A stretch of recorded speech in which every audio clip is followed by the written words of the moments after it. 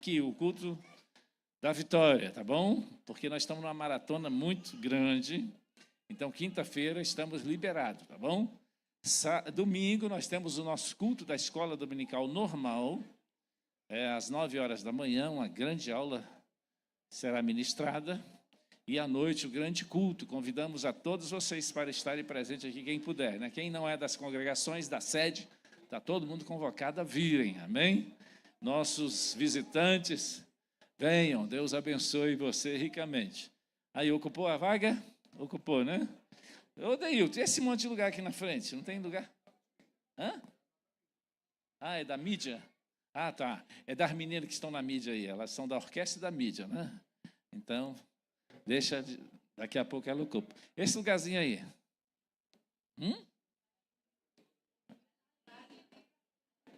Tá, a Lili tem que estar aí, né? Tem um lugarzinho aí? Tem um lugarzinho aqui, irmãos, aqui, ó. Tem um lugar aqui. Se quiser ocupar, está ocupado por Bíblia, né? Mas pode sentar ali. O dono da Bíblia vai tirar. Pastor Genival. Pastor Boanerges. Amém. Seja muito bem-vindo. Amém. Obrigado. Amém. Vamos estar de pé para receber o pregador, irmãos? Amém. Pode vir, pastor. Nós vamos nem orar para ganhar tempo. O senhor ora se quiser, tá? Obrigado.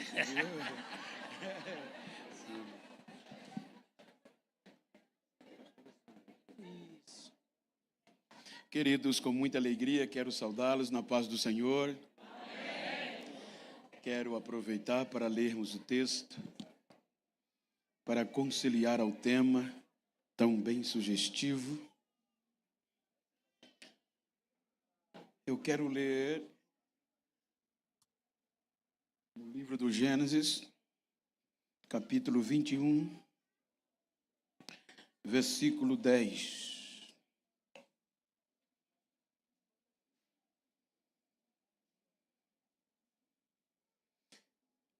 Eu quero ler 2 versículos, posteriormente eu vou ler o versículo 10 e a igreja, se possível, o versículo 20. O versículo 10 está escrito: E disse a Abraão: ponha fora esta serva e o seu filho. E disse a Abraão: ponha fora esta serva e o seu filho, porque o filho desta serva não herdará com Isaque, meu filho. Versículo 20, a igreja. Versículo 20, por favor.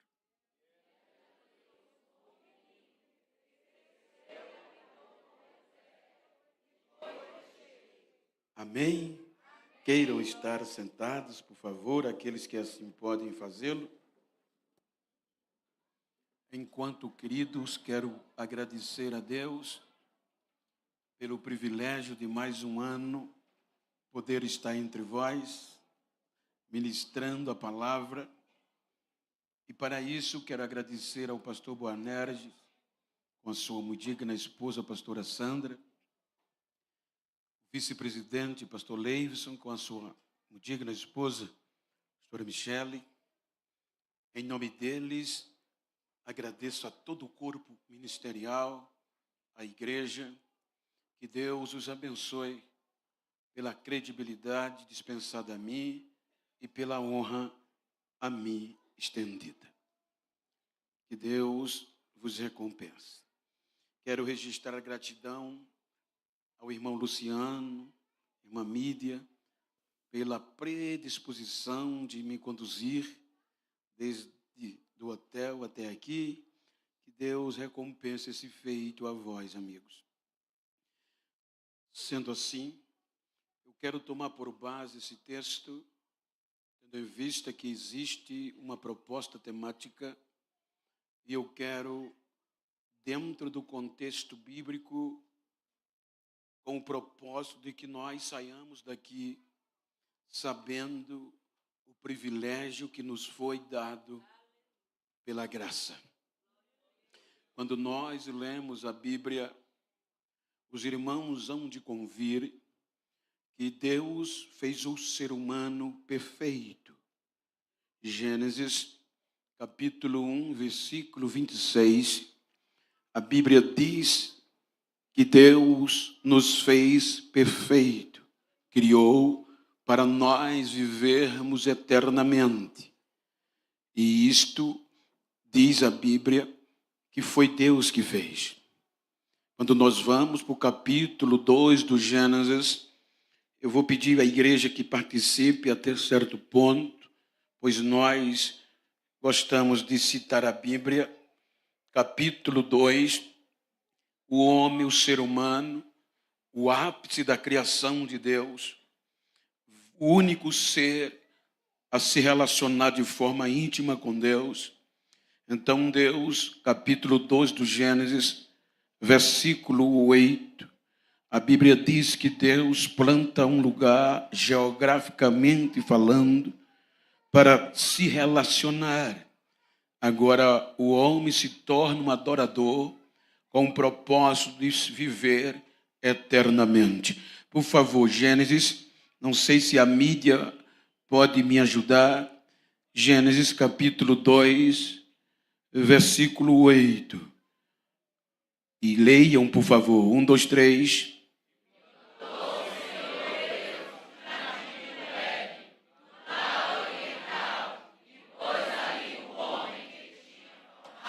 Então este lugar se tornou geograficamente o único lugar na terra de relacionamento. Capítulo 3 do Gênesis, o pecado vem e tira o privilégio desta adoração. A Bíblia diz que este ser afastado é de Deus pelo pecado. Capítulo 4 do Gênesis, este ser vai vivenciar na própria carne a decepção do pecado, missionário Eliane. E assim sendo, vem o primeiro homicídio. Capítulo 5 do Gênesis, a gente acompanha a geração de Sete, dominada pelo pecado. Capítulo 6 do Gênesis, o pecado domina sobre toda a raça humana da época. A epígrafe do capítulo 6 diz: degradação geral do gênero humano. Então vão sofrer as sanções do pecado, da lei, da providência de Deus para destruir o ser humano. Aquele ser que Deus fez com tanto amor, tratando-o como filho, agora fere o coração de Deus e pesou o coração, feriu. Então Deus resolve destruir este ser humano. Capítulo 7 do Gênesis, vem a destruição. Capítulo 8, vem o recomeço. A graça poupa 8 seres humanos da destruição total. Capítulo 8, Deus pega 8 almas para recomeçar. Capítulo 9, há um pedido ou uma ordem de Deus. E encham, frutifiquem, multipliquem-se e encham a terra. A ordem de Deus era para esta geração de Noé, pós-diluviana, encher a terra em adoração. Capítulo 10 do Gênesis, vem a origem das famílias, a raça humana. Todos três, Sem, Cã e Jafé, vão dar origem aos 3 viés da raça humana. Capítulo 11 do Gênesis, esta geração decepciona, desobedecem a Deus de novo, e Deus tinha motivo para desistir do ser humano de novo. São espalhados pela terra, sem Deus, sem relacionamento, e perderam o contexto de filho. A partir daqui, vai dar início a um povo longe de Deus, um povo descartado na ótica humana, um povo que não tem mais relacionamento com Deus. Então Deus vai gerar um projeto para chamar de filho. E é aí que entra o capítulo 12. Capítulo 12 do Gênesis, versículo 1. Por favor, me ajudem. Obrigado. O que é que diz? Ora.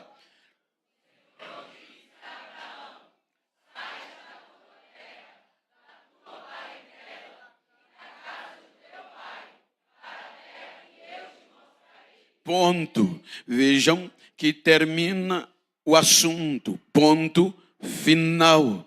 É aqui que quando no contexto racional da ótica humana, Deus faz uma proposta para que por meio de Abraão vai se gerar um projeto espiritual que vai ser gerado como filho. A partir daqui, todas as outras nações, todas as 3 famílias, certo? Os semitas, com base em Abraão, vão ser esquecidos em uma ótica de punição.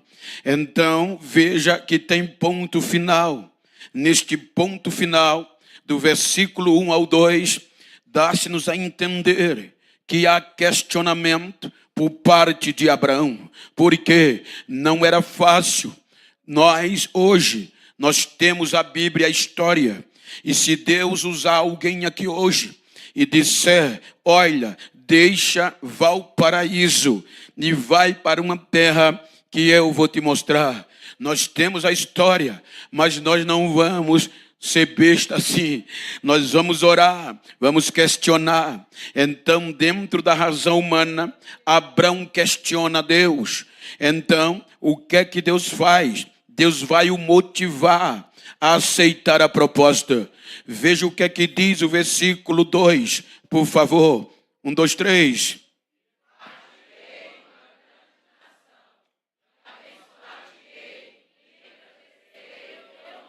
E tu, veja que Deus vai o motivar na sua necessidade.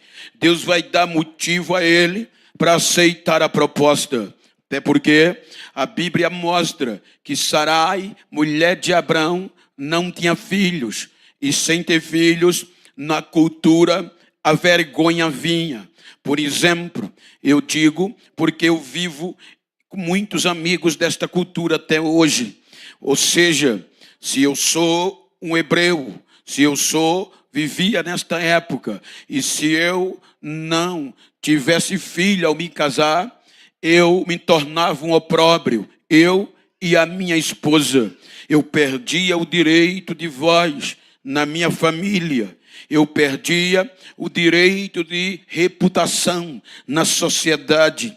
A minha esposa era exposta à vergonha, desprezada pelos amigos, desprezada pela família, só porque não tinha filhos. A vergonha vinha. Então Deus vai pegar esta brecha e vai dizer a ele: eu vou tirar a tua vergonha. Eu vou te dar filho, vou fazer de você uma grande nação e você vai ser uma bênção.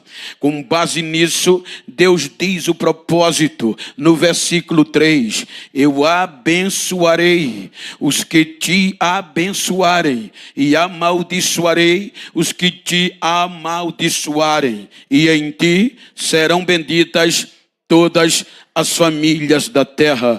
Então Abraão acredita e vai motivado por esta promessa. Convence a Sarai a aceitar a proposta de Deus. Então, quando ele sai, no capítulo 12, a alegria da vergonha ser tirada e um filho vir, vai tomar conta do casal, a ponto que a Bíblia relata que há 2 altares no capítulo 2. Eles fazem um culto e adoram a Deus. Mas, quando chega do capítulo 13 para o 14, as decepções, as frustrações começam a vir. Capítulo 14, ele vai ter que pôr a própria vida em risco para salvar um filho adotivo, porque Ló era seu sobrinho, mas tornou-se um direito paterno com a morte do seu irmão. E Ló agora era responsabilidade paterna dele. Então, Ló se envolve em questões e ele vai fazer algo sobrenatural. 10 anos já vão se passando e filho dele nada. Então, quando ele volta da guerra que libertou Ló, que chega nos cavalhais de Manre, aonde a sua tenda estava estabelecida, não há recepção calorosa. A história diz que ele ouve gemidos dentro da tenda, e estes gemidos era de Sarai, porque já se passaram 10 anos e o filho não vinha. E a mulher, se você prometer algo, ela é afetiva, emocional, e passando algum tempo, ela nunca vai esquecer. Então Sarai vai reclamar, porque deixou a terra, deixou a família, e 10 anos se passaram, e continuava na vergonha. Vejam que esta proposta faz com que Abraão tema e duvide da chamada. Por isso que ele se enclausura, não há mais probabilidade dele ter filho. Então, se você analisa o contexto, olha o que Mateus capítulo 1, versículo 17 vai dizer posteriormente. Nós na frente leremos, de sorte, deixa segurar, pode deixar, lá para frente a gente usa.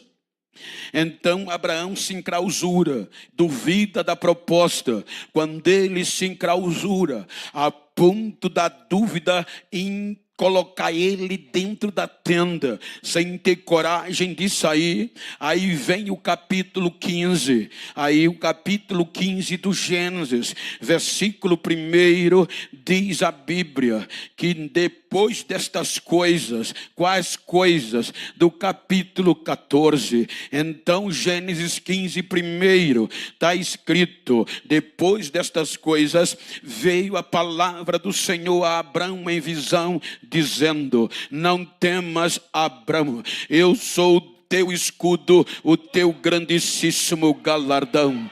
Vejam que o medo tomou conta dele, e o medo, pastor Boanerges, é um sentimento de insegurança. Ele estava inseguro. Pela primeira vez em 10 anos, ele questiona Deus acerca da proposta. O que é que ele diz? Versículo 2, ele vai questionar. Então disse Abraão: Senhor Deus, que me hás de dar? Pois ainda sem filhos, e o mordomo da minha casa é o Damasceno Eliezer. Continuando, versículo 3, disse mais Abraão: eis que não me tens dado filhos. Vejam que ele cobra de Deus a promessa, e eis que o nascido na minha casa será o herdeiro. Ele estava dizendo: alguém que nasceu na minha casa vai herdar, ou seja, mas das minhas entranhas até agora não tem jeito. Aí vem Deus no versículo 4 e diz Deus: e eis que veio a palavra do Senhor a ele dizendo: este não será o teu herdeiro, mas aquele que das tuas entranhas sair, este será o teu herdeiro. Veja o versículo 5, a primeira parte.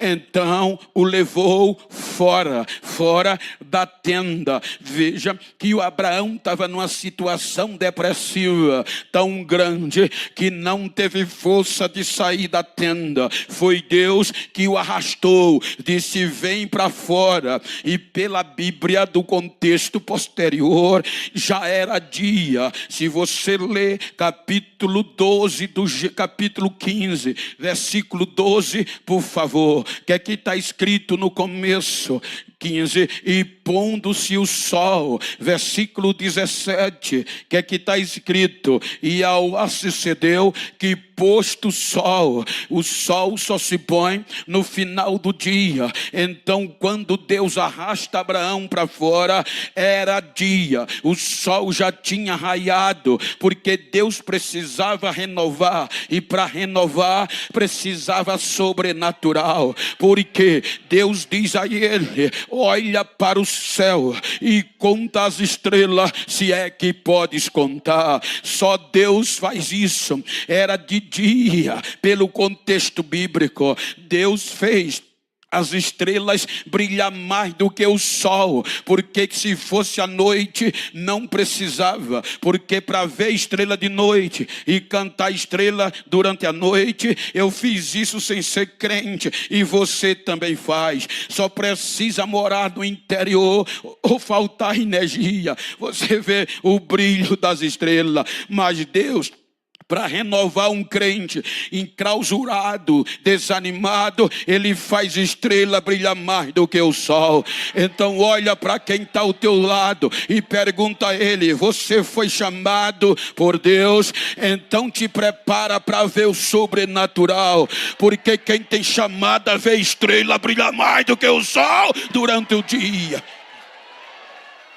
Quando o dia termina, ao pôr do sol, Abraão já está renovado. Pelo que ele viu, acreditou, prepara um sacrifício, faz, e Deus recebe e o fogo desce. Então o capítulo 15 termina Deus renovando o seu servo. Aí vamos para o capítulo 16, quando ele volta para casa. Aí Sarai aproveita, porque no capítulo 15, Deus só renova a Abraão e não a Sarai. Então capítulo 16, diz a Bíblia que Sarai vai usar o recurso da lei vigente da época. A lei que regia era a lei da Mesopotâmia, e a lei Mesopotâmia dizia: se uma mulher, ela passou 10 anos sem gerar, ela tem um direito de pegar a sua escrava e dar ao seu marido, e o filho que nascer da escrava é da senhora. E é aqui no capítulo 16 que Agar entra. A Agar foi dada a Sarai como escrava, e existe 2 tipos de escrava: a Sifar e a Ramá. A Sifar é a escrava da mulher, da patroa, foi dada a ela, e ela tem direito sobre a escrava. Ela chama Abraão e olha o fracasso. Saiu do capítulo 15 renovado. No capítulo 16 ele aceita a proposta da mulher. Agora Agar entra na história no mais baixo nível da sociedade. Escrava é sem direito, é forasteira, é estrangeira e não tem direito nenhum. Por isso que Agar e o seu filho é símbolo dos gentios, é símbolo nosso também, que não tínhamos direito. Então observe que Agar entra na história, concebe, e agora no seu ventre tem o filho do fracasso de Abraão. O menino é o projeto perfeito que Sarai quer colocar no projeto. Ismael vai ser gerado no ventre de Agar. Quando Agar percebe que concebeu, ela esquece que era Zifá, que era escrava, e agora vai usar o direito de concubina. O direito de concubina subia ela de nível. Quando ela sobe de nível por causa da gravidez, ela vai bater de frente com a senhora, e a senhora não aceita. Aí Sarai vai a Abraão, capítulo 16, versículo 5, por favor, do livro do Gênesis. Então disse Sarai a Abraão: meu agravo seja sobre ti, minha serva ou minha escrava, pus no teu regaço. Vendo ela agora que concebeu, me menospreza aos seus olhos. O Senhor julgue entre mim e ti. Versículo 6, Abraão dá resposta, e disse Abraão a Sarai: eis que tua serva está na tua mão, faze-lhe o que é bom aos teus olhos. E afligiu a Sarai, e ela fugiu da sua face. Observem que no nosso vocabulário a palavra aflição é um sentimento contínuo de dor física e moral. Por isso que alguns historiadores dizem que Sarai, além de afligi-la moralmente, ela aflige com pancadas, batia nela, porque a lei dava direito. Então ela não aguentou e fugiu. E fugir é opção. Fugir você escolhe. Ela não aguenta a aflição. Guarda esta palavra, aflição. Ela foge, e ela foge com o roteiro certo para onde ia. Ela vai voltar para a terra natal, o Egito. Quando ela chega no deserto de Sur, que vai dar encontro com o mar e uma passagem seca de volta para o Egito, ela tem sede. No capítulo 16, ela vê um poço de água e para beber. O menino no ventre, quando ela para beber, ela se torna a primeira mulher na Bíblia. Não foi Sarai, mas foi Agar quem Deus falou. Então a Bíblia diz que o céu se abre e Deus não manda mensageiro, Ele mesmo vem. Ou seja, o anjo do Senhor, teofanicamente o próprio Deus, ele grita do céu, e ele não chama de escrava, ele não chama de apelido, ele grita Agar, ele chama pelo nome, de onde tu vens e para onde tu vais. Ela diz: eu estou fugindo da minha senhora. Aí Deus diz: volta, volta e se humilha debaixo das suas mãos, porque o menino, o projeto que está no teu ventre, pode ser filho do fracasso, mas eu tenho um projeto lindo para ele, e vou fazer dele uma grande nação. Símbolo dos gentios, guarde isso. Ela volta, se humilha. Ismael nasce.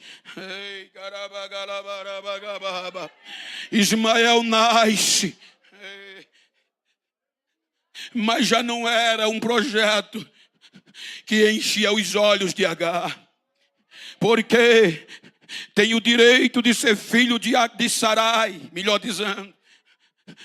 E Sarai vai acolher, porque era o melhor, só era o único que tinha. Capítulo 17. O menino Ismael é a bola da vez, filho da escrava, mas legalmente filho de Sarai e maior de Abraão. Então vem o capítulo 17. No capítulo 17, aí Deus vem, e não vem passar no rosto, ele vem dizendo: Abraão, anda na minha presença e ser perfeito. Ou seja, capítulo 17, Abraão está com 99 anos. Aí Deus diz: desistir de você eu não vou, desistir de Sarai eu não vou. Vou renovar a aliança, para você saber que eu ainda renovo. O seu nome não será mais Abraão, mas vai ser Abraão, pai de uma multidão. E agora eu vou renovar Sarai também. O nome dela não será mais Sarai, mas será Sara, mãe de uma grande multidão. A promessa está de pé.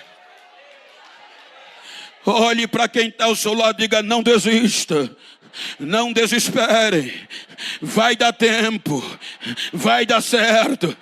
Prepara a festa.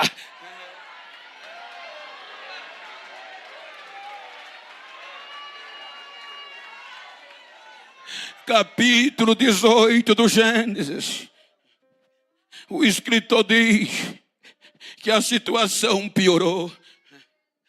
Abraão ficou velho, andropausa, patologicamente não tinha poder de gerar mais filhos.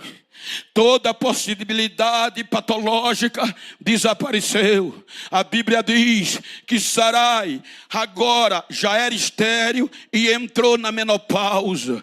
Ela perdeu, cessou o costume das mulheres. O útero não se preparava mais para a gestação. Então agora é esquecer. Ismael é o que nós temos. Possível seja o herdeiro da terra.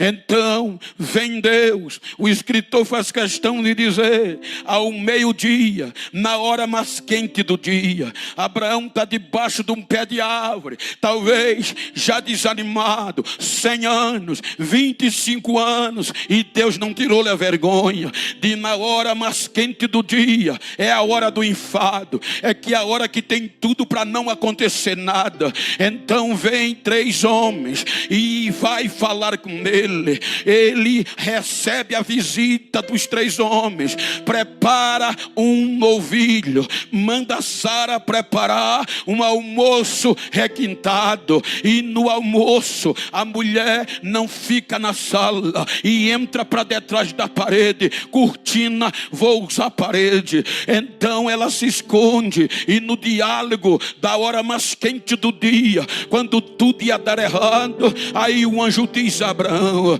escuta, daqui a 1 ano Sara, tua mulher, vai conceber e vai te dar um filho. Aí Sarai começou a rir, dizendo na nossa linguagem: agora, quando o meu útero já não tem mais condição, quando o meu marido já não tem mais força de gerar filho, ora, agora não tem mais jeito. Aí o anjo ouve e diz: porque Sara está rindo detrás da cortina. Ela grita: não estou rindo não. O anjo diz: está rindo sim. Eu quero te perguntar uma coisa, e me diga: há alguma coisa impossível para Deus? Existe, Sara, existe.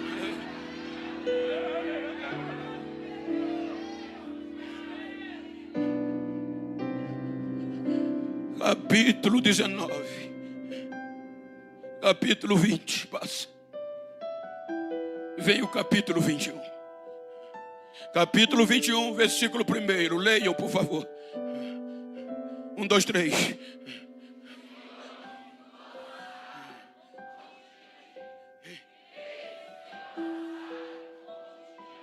Versículo 2.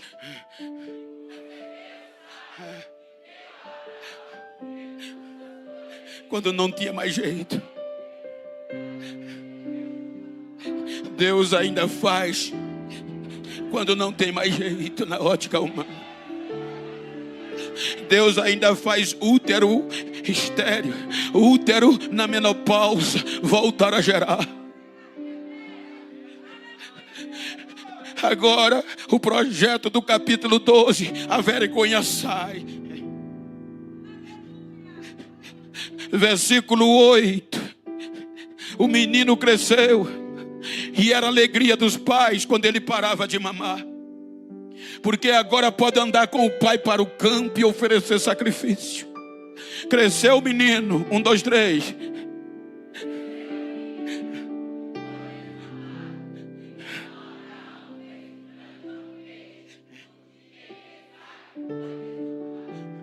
Versículo seguinte.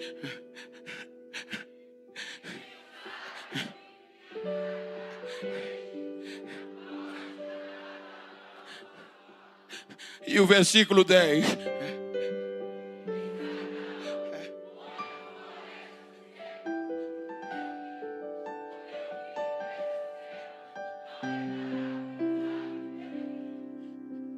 Guarde esse versículo na sua mente. No capítulo 16, no meio da aflição, Sara diz: H desiste e foge. É a opção. Agora é despejo. Agar e Ismael nem para ser escravo prestava mais. O impacto foi tão grande que ela disse: ele não vai herdar. No original, esse herdar não é dinheiro, são terras. Terras prometidas. Abraão sente o peso e vai orar no contexto posterior. Pergunta a Deus. Aí Deus diz: faça o que Sara falou. Na nossa linguagem, para ela não serve mais. Pode jogar fora, mas para mim ainda serve. Ele é seu filho também.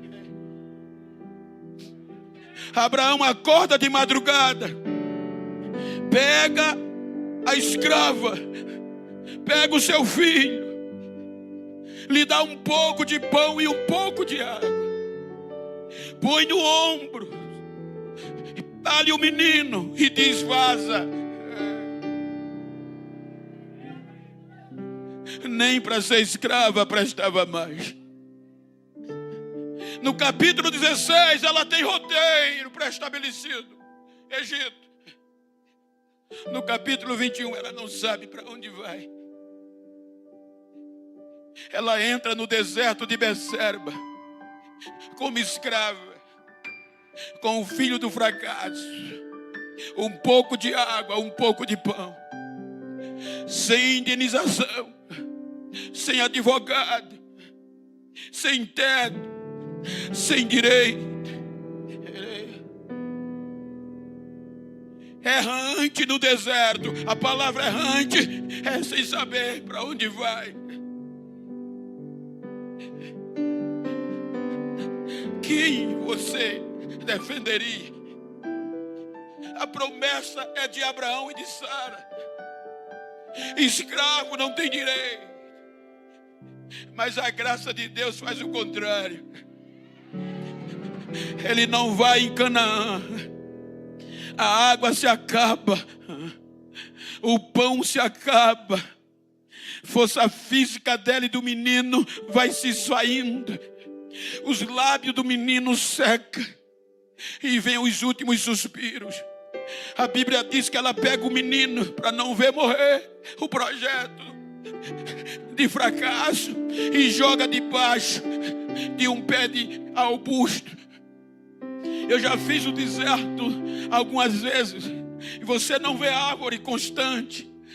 Quando você vê uma acácia ou um arbusto, é longe demais. Ela encontra e diz: eu não posso te ver morrer. E joga ele debaixo de um pé de arbusto e sai voltando de ré em gritos, em lágrimas, desespero.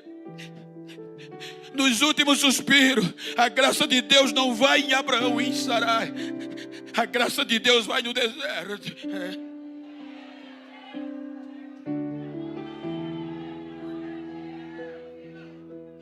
A graça de Deus vai no fracasso. E Deus brada do céu: Agar, volta, pega o menino e levanta-o pela mão, porque eu vou fazer dele um grande projeto, eu vou fazer dele uma grande nação, eu não vou desistir dele. Agora me explica isso. Em um deserto, não volta mais para Canaã, abandonados. Como pode se crescer uma mãe solteira com o filho do fracasso? Mas aí o versículo 20, vocês leram, e o que é que diz? Em meio a deserto, quando ela pega no meio do nada, no capítulo 16 tinha água, aqui não tem. Mas quando o menino levanta, aí Deus abre uma fonte no meio do deserto para proteger o projeto e para dizer que é com ele. Diga para quem está ao seu lado: o projeto de fracasso não morreu. Gênesis 21, 20, voltem a ler. O que é que diz?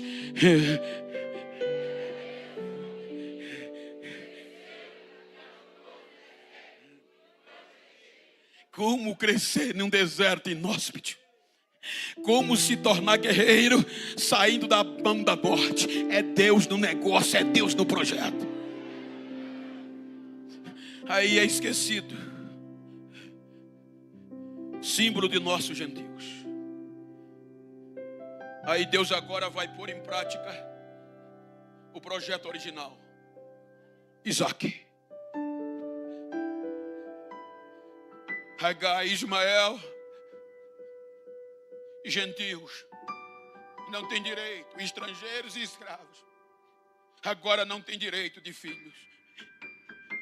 Isaac tem direito de filho, tem direito de herdar. Aí Mateus diz, 1:17, de sorte, 1, 2, 3, leiam por favor.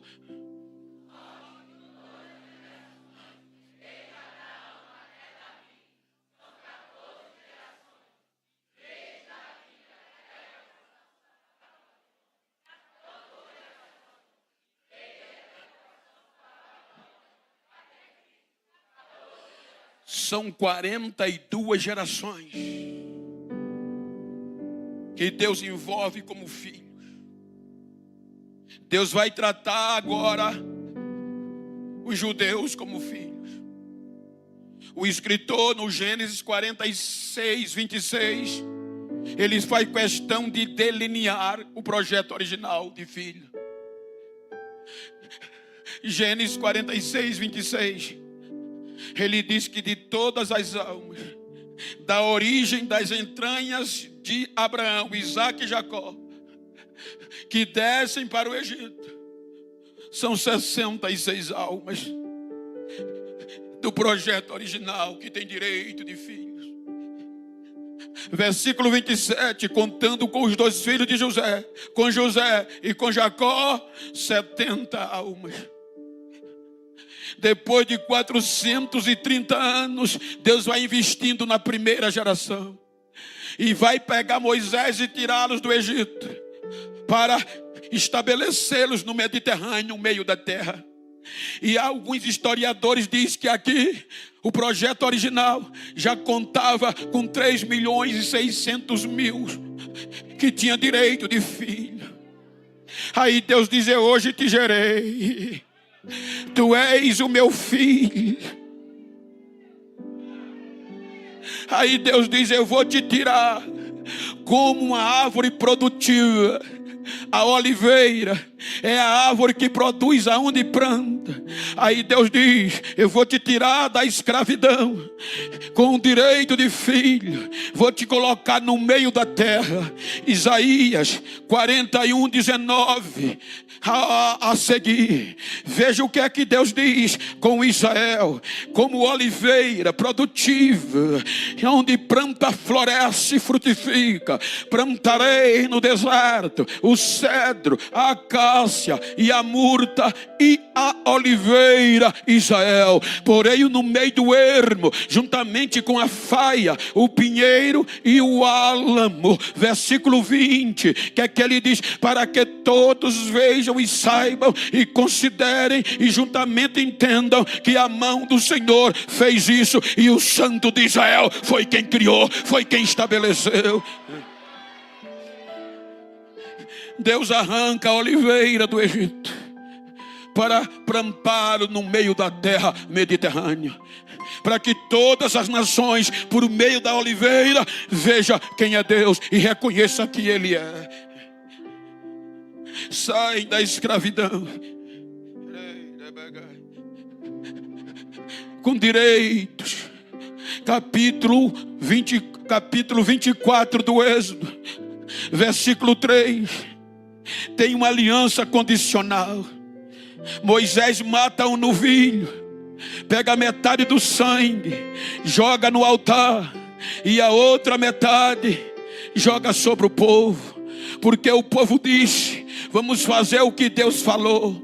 Ele disse: se vocês obedecerem as minhas palavras, vai dar certo. O povo disse: então a gente aceita. Aí o sangue de novilho entra como proposta e dá direito a Israel se aproximar de Deus. Veja que desde a queda de Adão e Eva, capítulo 3 que a gente citou, não houve mais culto coletivo, porque o pecado não deixava. Agora o sangue de novilho vai dar direito de de filhos a Israel, a oliveira verdadeira. Então, capítulo 24 tem uma aliança. Capítulo 25 do Êxodo, Deus vai preparar de novo, já que não tem Éden, um lugar móvel chamado tabernáculo. 15 capítulos se passa. Êxodo 40, versículo 33 a 35. Que é que diz? Versículo 33 de Êxodo 40. Leiam, por favor.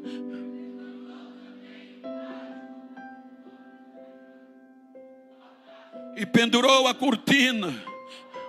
Assim, o tabernáculo está pronto.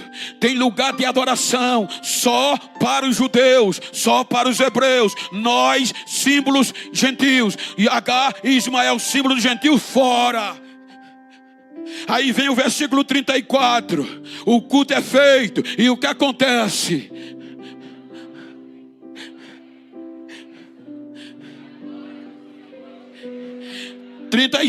A glória foi tanta, porque a glória de Deus está na terra de novo. E só quem tem direito de cultuar os filhos, os hebreus. Saímos do Êxodo, chegamos em Levítico.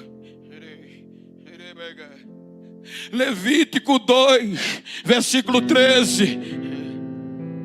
Deus quer intimidade. Aí Deus chama os obreiros da casa de Levi e diz: todas as ofertas dos teus alimentos temperarás com sal, e não deixarás faltar a tua oferta de alimento, sal da aliança do teu Deus. Em todas as tuas ofertas oferecerás sal. Isto era uma aliança íntima e irrevogável. Por exemplo, eu cheguei aqui hoje, e antes de eu subir, preguei de manhã, e aí me prepararam ovos fritos, e isso quebra o nordestino. Ovos fritos com sal, isso implica dizer que eu comi do sal do pastor Boanerges, que é ele que vai pagar os ovos. Aí eu chego e digo: pastor, eu gostei demais do senhor e da pastora Sandra. Eu quero ter uma aliança íntima com o senhor, a pastora e minha família, entre nós. Uma aliança indestrutível e irrevogável. E na época a celebração era com sal, porque o sal é sal em todo tempo. Então ele dizia: eu aceito. Aí na segunda-feira próxima ele vai ter que ir em Maceió. Vou preparar alimento e ele come do meu sal. Quando ele comer do meu sal, a gente aperta a mão e celebra. Nós moramos a mais de 2.000 quilômetros, filha, de distância. Aí veio o pastor Leivos, depois de alguns anos, e diz: pastor, eu não creio muito na aliança sua com o pastor Genival, é muito longe. Ele não precisa explicar, ele só precisa dizer: há sal entre nós. Se tem sal, já resolveu tudo. Se tem sal, é irrevogável.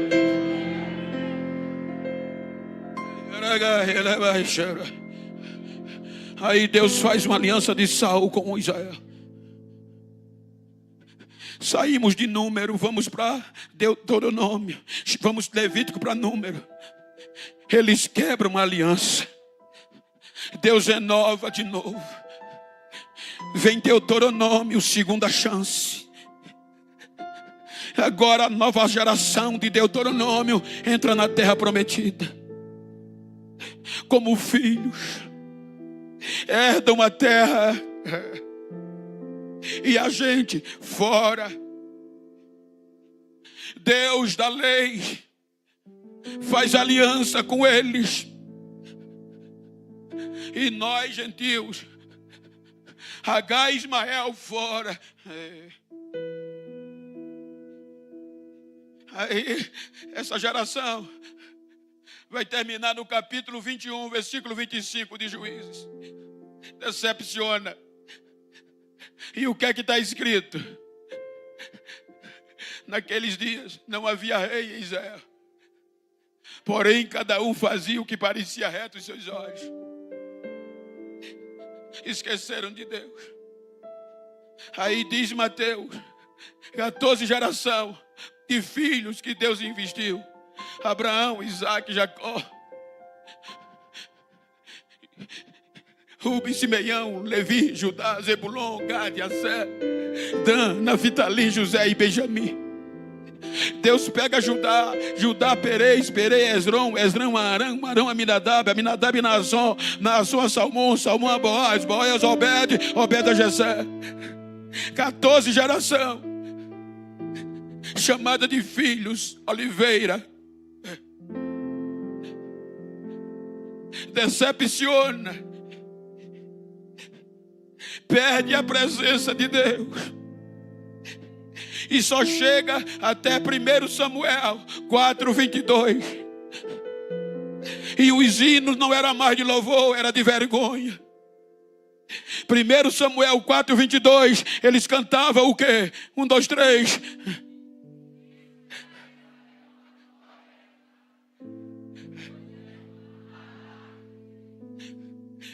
"20 anos, a arca passa longe de Deus.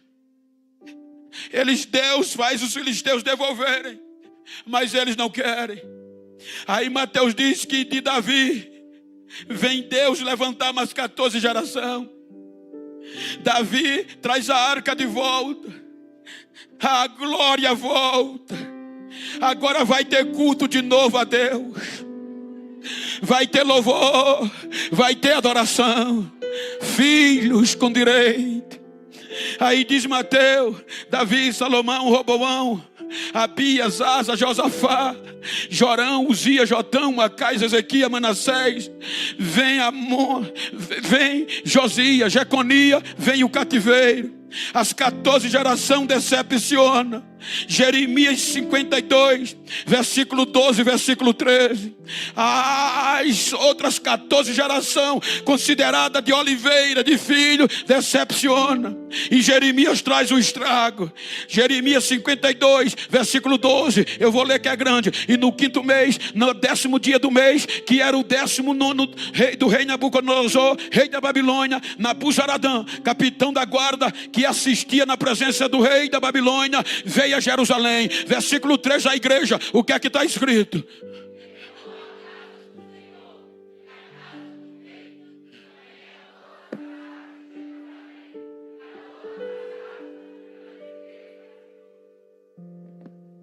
Mas 14 geração de filhos decepcionaram.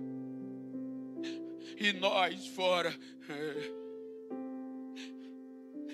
Aí Deus traz de volta do cativeiro e vai investir em mais 14 gerações.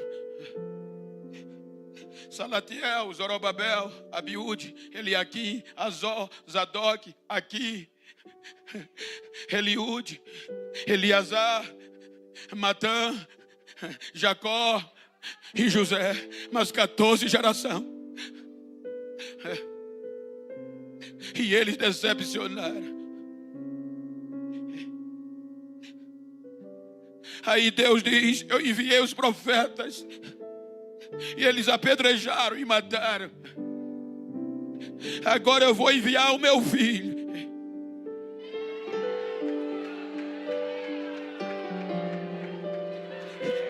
Deus vai enviar o melhor que tem para não perder Israel. Aí vem Lucas capítulo 1, versículo 30 ao 33. Aí diz Lucas, leiam com voz forte. O anjo vai em Nazaré e diz a Maria: porque achaste graça diante de Deus, e eis que no teu ventre conceberás, e o chamará o seu nome de Jesus. Este será chamado filho, e o Senhor Deus de Israel lhe dará. Versículo 33, e ele e o seu reino não terá fim. O reino dele não vai ter fim.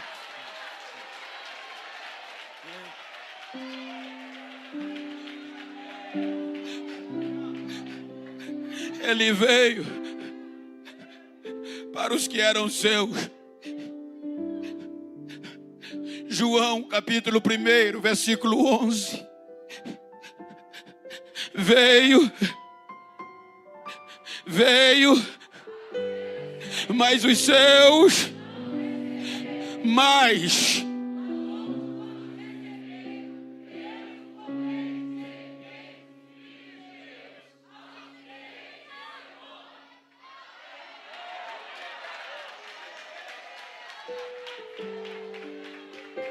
Israel rejeita. Quando Israel rejeita, lembra que eu disse a vocês que nós estávamos fora. Aí Paulo escrevendo aos gentios, versículo 17 do capítulo 11 aos Romanos, ele diz que alguns ramos da oliveira se quebraram. A oliveira produtiva parou de frutificar, porque os ramos se quebraram. A oliveira não, os ramos, Israel.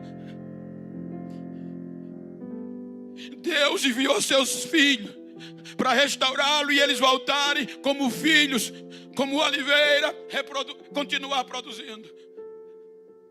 Mas eles rejeitaram.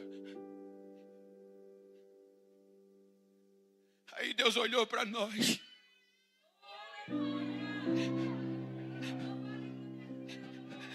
Mas para nós termos o direito e entrar, tínhamos que ser adotados como filhos e deixar de ser escravos. Aí quando Deus consulta a natureza diz: não vai dar certo.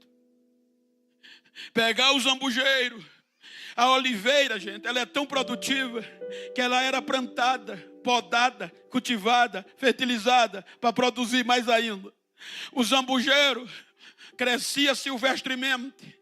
Os ramos eram maiores do que ele, as folhas. Quando dava fruta era pequeno demais, nem para pegar fogo prestava. Aí Deus, na analogia de Paulo, nós somos o zambujeiro, Israel é a oliveira, o ramo da oliveira. Aí Deus disse: eu vou pegar os ramos do zambujeiro e vou enxertar na oliveira verdadeira. Romanos 11, 24. A natureza votou contra. O que é que Paulo disse? Se tu foste cortado do natural, zambujeiro. E contra o quê? E contra a natureza que rege tudo. A natureza disse: não vai dar certo. Aí para nós entrarmos, olha a loucura de Deus. Paulo diz que a loucura de Deus é mais sábia do que a sabedoria dos homens. Eu trabalhei 40 anos em agricultura. E todo agricultor inteligente, se ele plantou uma árvore e ela parou de produzir, ele vai pegar o enxerto. O enxerto não é para produzir, é para reproduzir e multiplicar. Porque a oliveira, a árvore já produz, mas por algum motivo parou de produzir. Então eu vou pegar uma árvore da mesma característica e enxertar nela, para ela voltar a reproduzir e multiplicar. Qualquer empreendedor inteligente jamais pega uma árvore, mesmo ruim, da mesma espécie, mas que já nem produz, vai pegar na que parou de produzir. É loucura. Aí Deus disse: eu vou fazer o zambujeiro e vou enxertar na oliveira.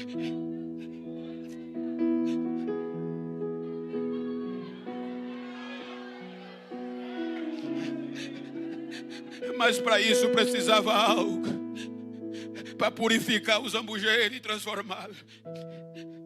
Aí Paulo, escrevendo aos Romanos, capítulo 8, versículo 31 e 32, ele investe pesado. 1, 2, 3, leia.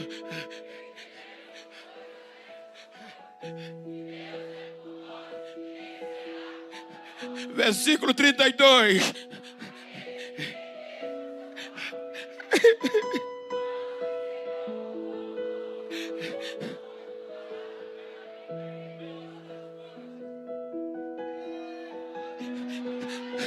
Aí Deus disse: eu vou entregar o meu próprio filho.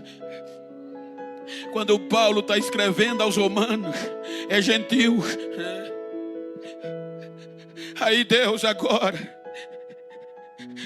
vai entregar para que o seu sangue purifique os zambujeiros. E que pelo meio do sangue, o sangue de novilho não nos dava direito de adoção. O pacto de sal não nos dava direito de adoção. Agora ele entrega o próprio filho. É por isso que você sempre diz: o sangue de Jesus tem poder, porque o sangue dele purificou o zambujeiro e nos deu o direito de adoção de filho. Aí Paulo diz que agora nós gentios somos mais que vencedores. Eu aprendi com o professor Jorge, um dos professores internacionais, o que é ser mais que vencedor. Quer dizer a seguinte expressão: você pega o pastor Davidson, por favor, fica de pé, ponha ele em um ringue e coloque ele para lutar com Mike Tyson. Precisa nem explicar, né? A risada já disse tudo. Lá embaixo, cadê a pastora Michele? Mesmo sendo impossível, a pastora Michele vai estar gritando, vai estar torcendo por ele. A luta começa. E Mike Tyson vai esbufeteá-lo. Ele vai ter hematomas. Ele vai quase sendo nocauteado, mas ele consegue um golpe certeiro nocautear Mike Tyson. Aí o juiz pega na mão dele, vencedor. Mas quando você olha para ele, ele venceu, mas está cheio de ferida, está cheio de hematomas. Mas a irmã Michele é mais que vencedora. Ele venceu e ela é mais, porque ela vai gritar: vencemos, sem ter hematoma, sem ter ferida, sem ter sofrimento. A hematoma está nele.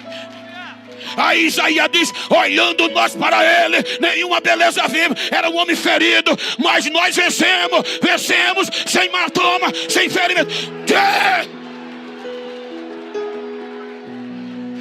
Diga para quem está ao seu lado: tu é mais que vencedor, crente. Abra a boca e glorifica e grita: nós vencemos, nós vencemos, nós vencemos.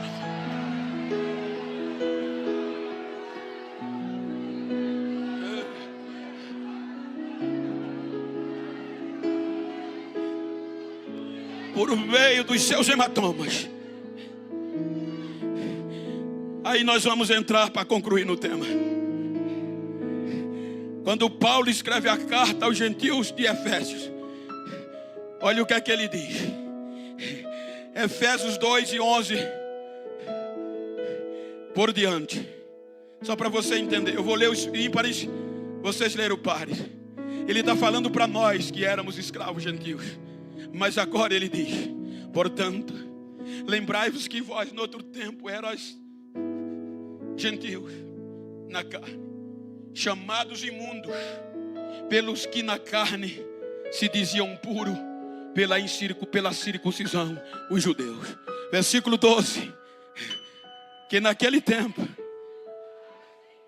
separado e estranho às alianças, não tendo esperança.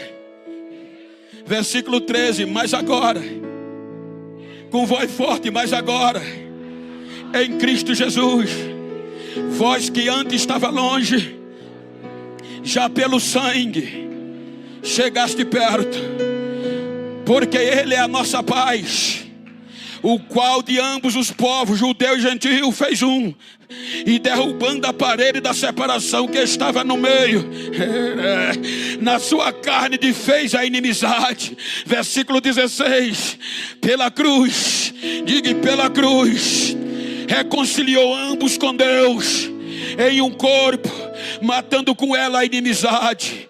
Versículo 17, era para nós, e vindo ele, evangelizou a paz aos que estavam longe e aos que estavam perto. Versículo 18, porque por ele agora, tanto judeu como gentil, tem acesso ao Pai em um mesmo Espírito. Versículo 19, enche o peito e lê, mas agora, versículo 19, assim, que já não sois mais estrangeiros, nem forasteiros, mas sois concidadãos dos santos, da família de Deus. Eu agora sou da família do céu.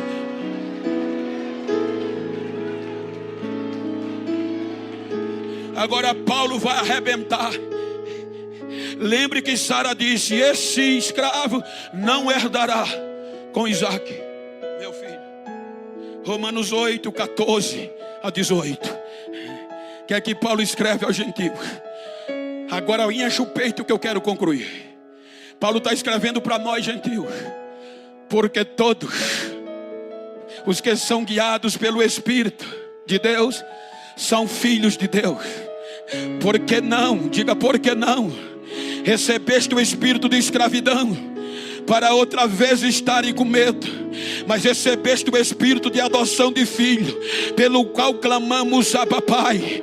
Versículo 16, é o mesmo próprio Espírito, testifica com o nosso espírito que somos filhos de Deus. Se somos nós filhos, somos logo herdeiro também, verdadeiramente herdeiro de Deus e co-herdeiro de Cristo, se é certo que com ele padecemos, para que com ele também sejamos glorificados. Aí ele diz: a aflição que colocou Sara para correr não coloca a gente mais, porque ele diz: porque para mim tenho certo que as aflições deste tempo presente não hão de se comparar com a glória que em nós há de ser manifesta.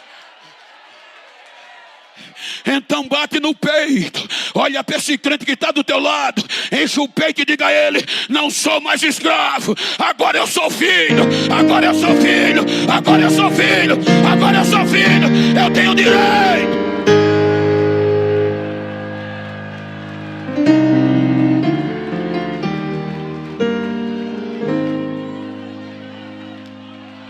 Fique de pé, o meu horário chegou. Só para chatear.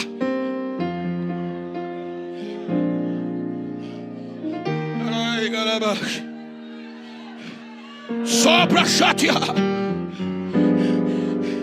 Se tem alguém perto de você, do mesmo sexo ou íntimo, vira para ela e vira para ele. Me ajuda aqui, companheiro. Olha para ele assim como eu estou com o meu companheiro, no olho dele, no olho dela. E diga para ele: não quero nem saber como você começou o 6º congresso, quero saber como você vai sair. Diga: vou sair alegre, porque agora eu sou filho, eu vou herdar mais do que Isaac. Isaac herdou terra e eu vou herdar coisas celestiais. Diga a ele: não quero nem saber se você chegou esquecido, chegou descartado, chegou despejado, mas agora eu te digo: você tem direito de filho. Diga a ele: me faz um favor, se há alguém que não acreditava em mim, pensava que eu ainda era escravo, dá um recado a ele: vai ter que me engolir, que eu sou filho, eu sou filho, eu sou filho. Abraça ele, abraça ele.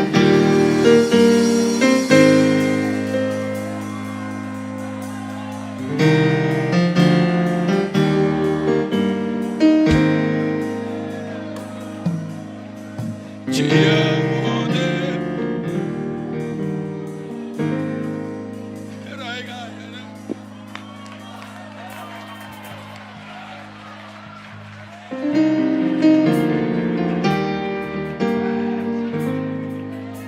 Quem é filho? Quem é filho? Quem é filho? Será que você tem motivo para dar glória? Será que você tem motivo para fazer esse lugar incendiar? Coloca a mão no ombro de quem está ao teu lado. Tem direito de filho, recebe a unção. Diga a ele, recebe a unção. De filho, de filho, de filho. Agora, adora.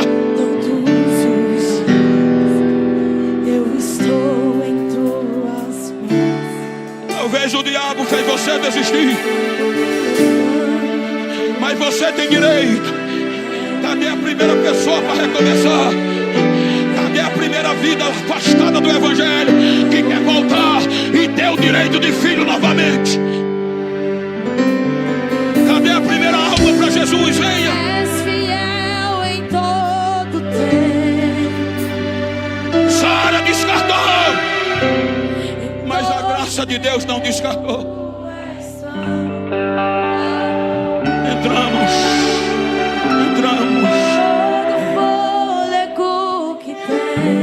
Agora o preto é filho, o branco é filho, o imundo foi purificado e é filho.